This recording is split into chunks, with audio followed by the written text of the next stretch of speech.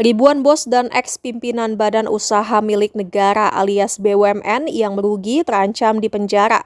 Hal ini menyusul dari koordinasi Badan Pengelola Investasi Daya Anagata Nusantara atau BPI Danantara dengan Komisi Pemberantasan Korupsi atau KPK. Chief Operating Officer atau COO Danantara Doni Oskaria menyampaikan komitmen tersebut usai menemui jajaran struktural Kedeputian Pencegahan dan Monitoring KPK di Gedung Pusat Edukasi Anti Korupsi C1 Jakarta Selatan, Senin 29 Juni, seperti dimuat tribunnews.com. Doni membenarkan secara langsung rencana instansinya untuk membuka data perusahaan-perusahaan plat merah bermasalah demi menindaklanjuti proses hukum. Doni menjelaskan bahwa langkah pemerintah menutup sejumlah BUMN bermasalah semata-mata bertujuan untuk mencegah kerugian negara yang semakin membengkak. Ia menegaskan kebijakan menutup perusahaan sama sekali tidak menghapus tanggung jawab pidana para pengurus jika penyidik menemukan unsur kesengajaan atau niat jahat mens rea di balik kerugian tersebut, dan antara mengambil langkah tegas menutup perusahaan yang terus merugi tiap tahun agar keuangan negara tidak menanggung beban yang lebih dalam. Lebih lanjut, ia menerangkan proses evakuasi dan penutupan ini secara khusus menyasar BUMN yang terus mencatatkan rapor merah secara bisnis tanpa memberikan dampak nyata.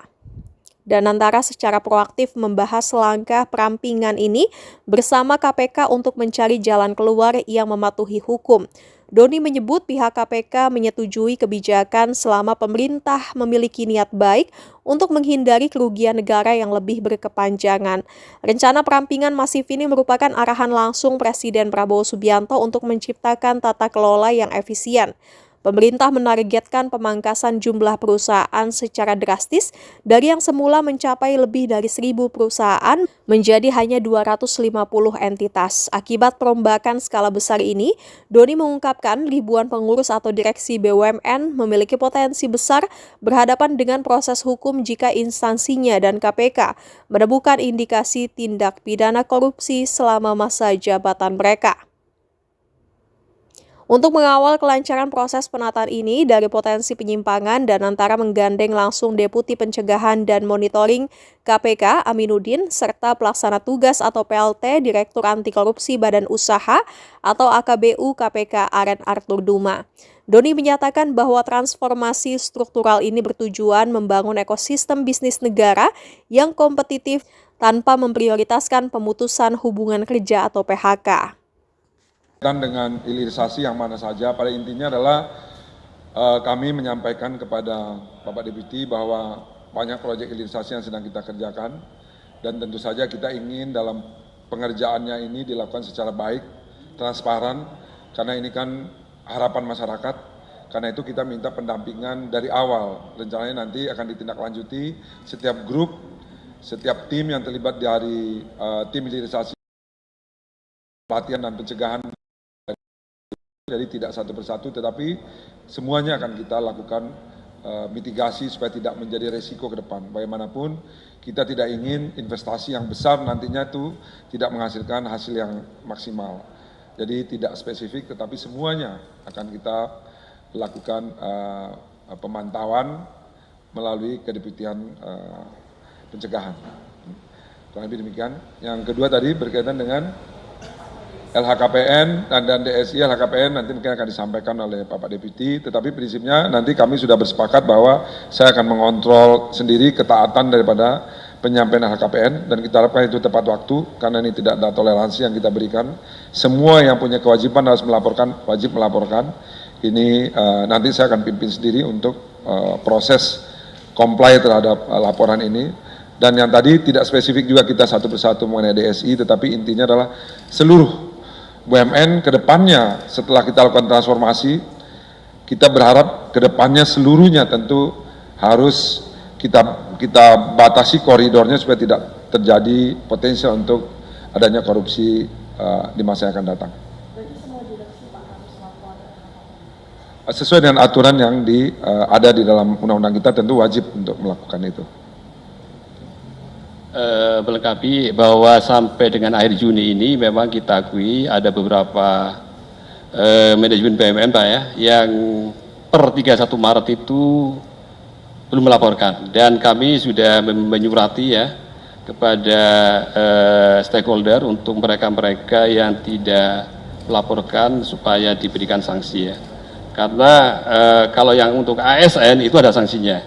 Kalau untuk yang di level BUMN disesuaikan sanksinya dengan aturan internal yang ada di BUMN. Tapi betul bahwa per 31 Maret posisinya per hari ini akhir Juni ini memang ada beberapa manajemen BUMN yang wajib lapor itu belum melaporkan LHKPN. Angkanya saya harus cek dulu ya, tapi ada ya, ada itu.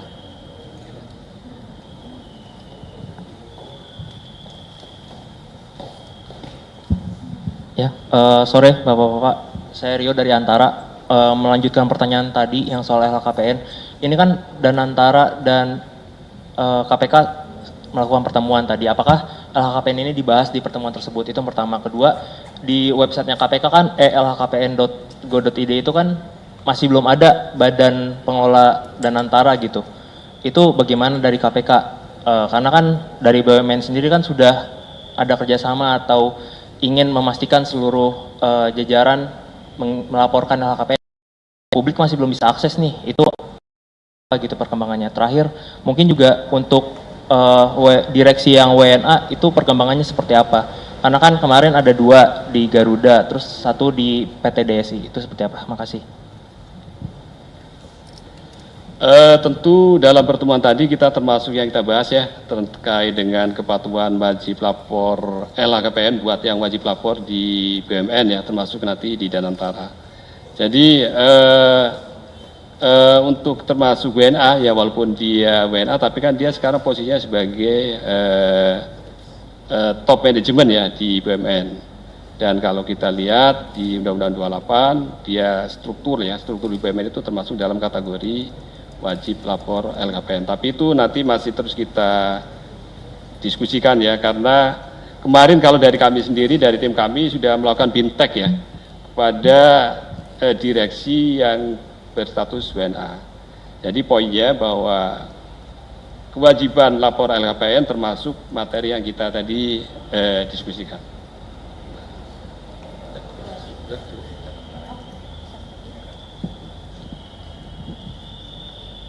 Perkenalkan Pak, saya Muhammad Sultan dari bisnis.com.